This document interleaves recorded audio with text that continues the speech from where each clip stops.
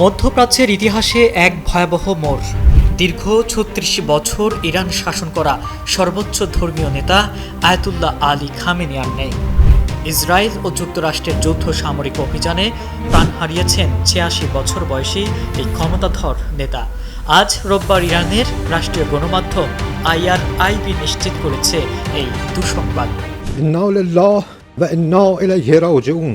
ملت بزرگ ایران، روح بلند پیشوای ملت بزرگ ایران و پیشقراول امت اسلامی حضرت امام خامنه ای با نوشیدن شهد گوارای شهادت در ماه مبارک رمضان به ملکوت اعلا پیوست. পদ্মা সেতু, metro rail এবং elevated expressway নির্মাণের গর্বিত অংশীদার বসুন্ধরা সিমেন্ট।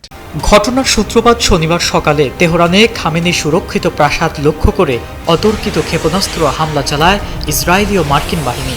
কয়েক সপ্তাহের চরম উত্তেজনার পর শুরু হয় এই বড় ধরনের যুদ্ধ অভিযান।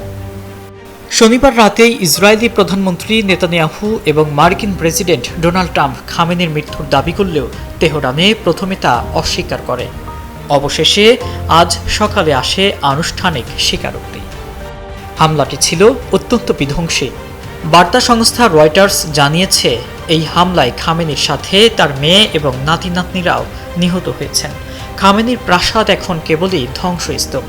ইরানের ইতিহাসে এর আগে কখনো তাদের সর্বোচ্চ নেতৃত্ব এভাবে সরাসরি আক্রমণের শিকার হয়নি।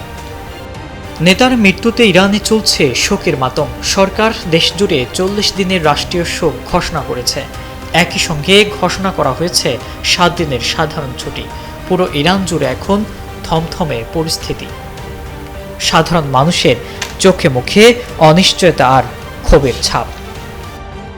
তবে এই মৃত্যুতে দমে যেতে রাজি নয় ইরানের সামরিক শক্তি। দেশটির এলিট বাহিনী IRGC এই হত্যাকাণ্ডের চরম প্রতিশোধ নেওয়ার ঘোষণা দিয়েছে। তারা স্পষ্ট জানিয়েছে, খামেনির রক্ত বৃথা যেতে দেওয়া হবে না।